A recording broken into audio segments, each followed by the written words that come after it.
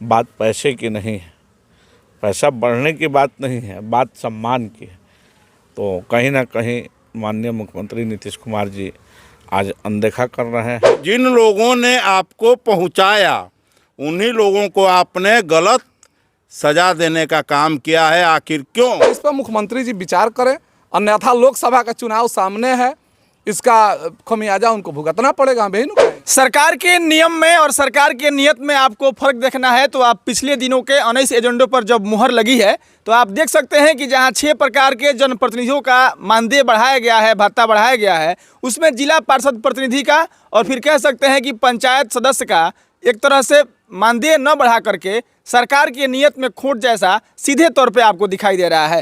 ये तमाम लोग जहां जनप्रतिनिधियों के मानदेय को बढ़ने के बाद एक तरफ खुशी की लहर है, वहीं पर पंचायत समिति सदस्य और जिला पार्षद सदस्य का भत्ता नहीं बढ़ने को लेकर के कहीं कहीं नाराजगी भी देखी जा रही है। हमारे साथ ये तमाम लोग मौजूद हैं, जिसमें जिला पार्षद प्रतिनिधि भी हैं, पंचायत समिति सदस्य भी हैं। हम इन लोगों से बात करेंगे कि आखिर जब त्रिस्तरीय पंचायती राज का चुनाव तीनों लोगों का एक साथ होता है और जब मानदेय बढ़ाने की बात होती है तो क्यों आप लोगों को छोड़ दिया जाता है? आखिर किस तरह का गलती आप सरकार के साथ किए हुए हैं कि सरकार आपको अनदेखा कर दे रही है? आपको बता दें कि गोपालगंज जिले के बरौली प्रखंड अंतर्गत क्षेत्र संख्या 25 की जिला पार्षद हैं हमारे साथ रुखसाना परवीन जी। हम इनसे बात करेंगे कि क्या कुछ कहेंगे ऐसी सरकार के ऐसे नियमों को लेकर।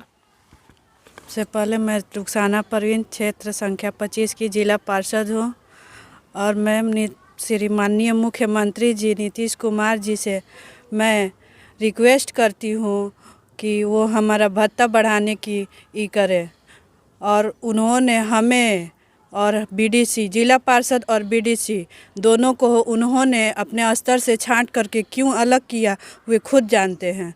इसकी मैं दिल से उनसे रिक्वेस्ट करती हूँ कि वो हम लोगों का भी भत्ता बढ़ाने का ये करें। बाकी हम बात करते हैं, हमारे साथ फैज अहमद जी हैं जो क्षेत्र संख्या 25 के जिला पार्षद प्रतिनिधि हैं। क्या कुछ कहेंगे सरकार के ऐसे नियमों को लेकर के? सबसे पहले मैं फैज़ अहमद आपके चैनल के तमाम दर्शकों को ये बताना चाहता हूँ कि बिहार के माननीय मुख्यमंत्री श्री नीतीश कुमार को एक समय था कि सारा बिहार के विकास पुरुष के नाम से जानता था और सर्व समाज को एक साथ लेकर चलने में भी उनकी एक पहचान थी। लेकिन आज जिस तरीके से उन्होंने सरपंच, उप सरपंच, वार्ड मुखिया, उप मुखिया ये 6 लोगों का भत्ता जो उन्होंने बढ़ाया है, उनकी कैबिनेट में यह निर्णय लिया गया है, इसके लिए तो मैं उनको मुबारकबाद देता हूँ, बधाई के पात्र हैं। कम से कम इतने लोगों की पीड़ा को, दुख को आपने समझा कि बढ़ना चाहिए।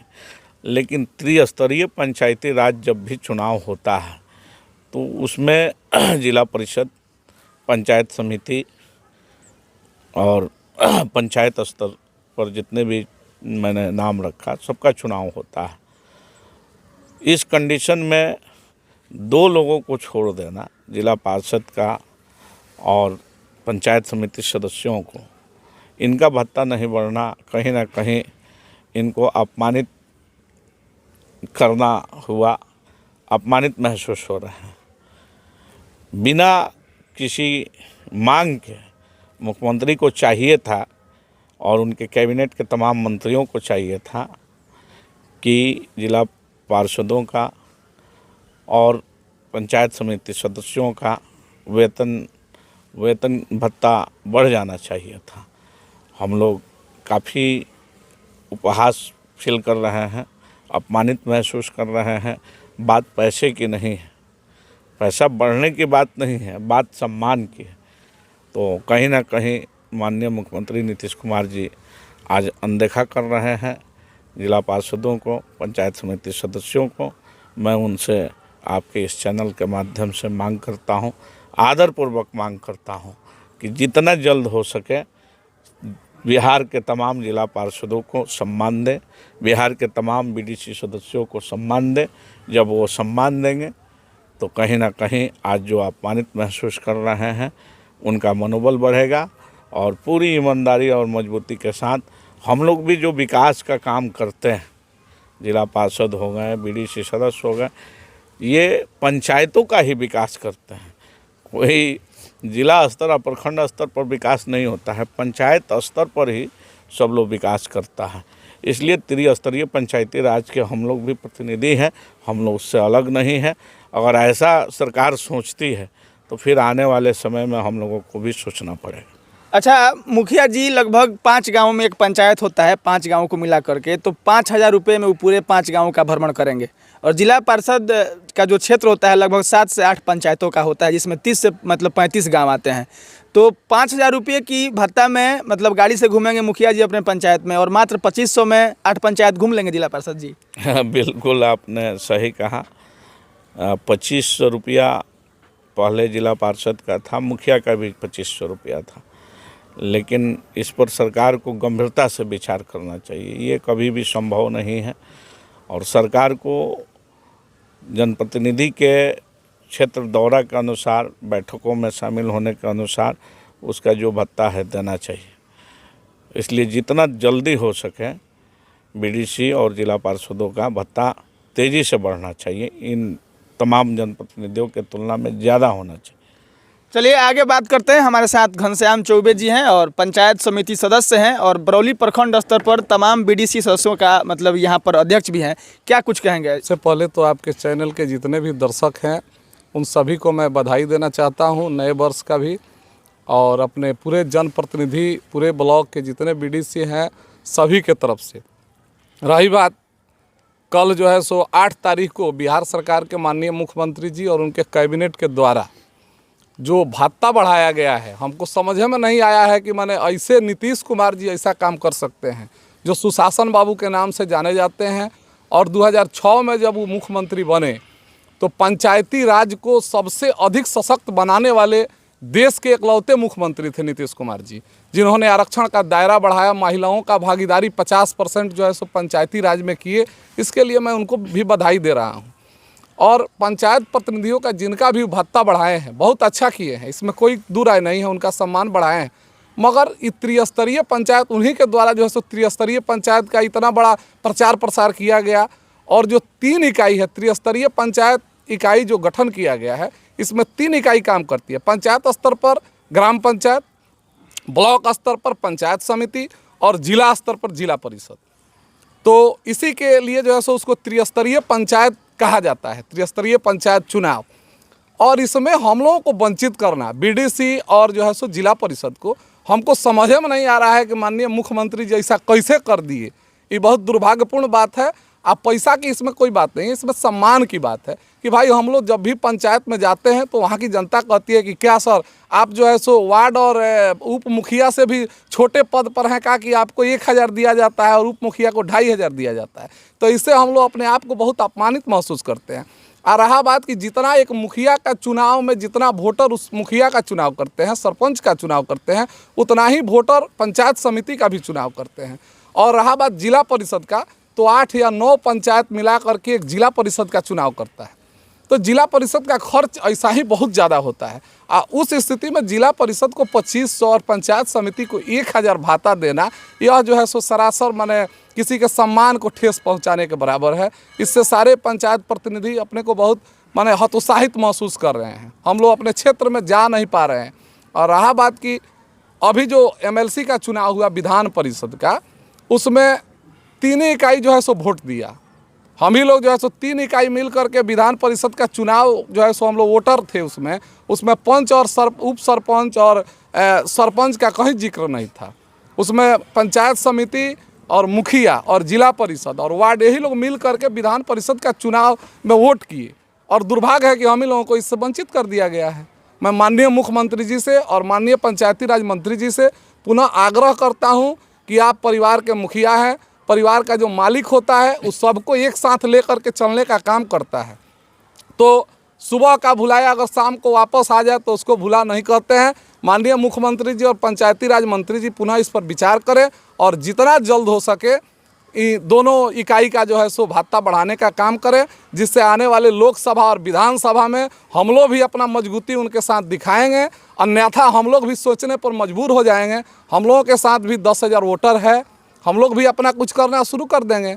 चलिए मैं यहाँ पर आने ही वाला था, लेकिन एक बात और आपसे जानना चाहेंगे कि चूँकि मान लीजिए आप तमाम बीडीसी माने जो सदस्य हैं उनका अध्यक्ष हैं, अगर सरकार आपकी इन तमाम मांगों को नहीं मानती है तो कल होकर के आप लोग क्या करेंगे?